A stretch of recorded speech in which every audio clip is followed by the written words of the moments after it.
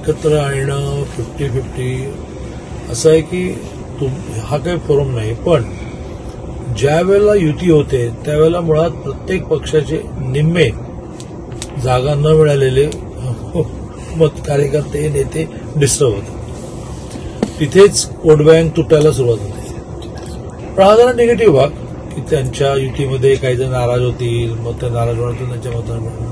Positive भाग असा आहे की सरकार इतक्या गोष्टी सर्वसामान्य माणसासाठी करत आहे. मुंबईकर घ्या, सगळं मुंबईसाठी झालं आहे, याला कोणाला बाकी कुठे इंटरेस्टच नाही आहे.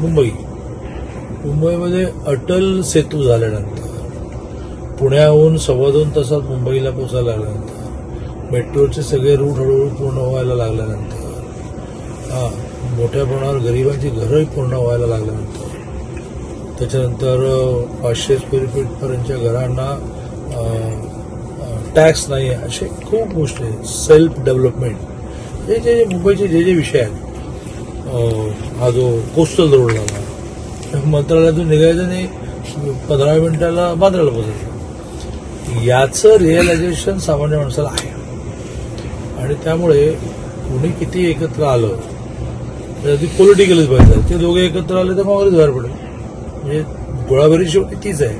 पण मी त्यावर जात नाही, मी विकासावर जातो. विकासामुळे मुंबईची जनता, महाराष्ट्राची जनता इतकी महायुतीबद्दल कन्व्हिन्स आहे की असे काही झालं तरी काही फरक नाही.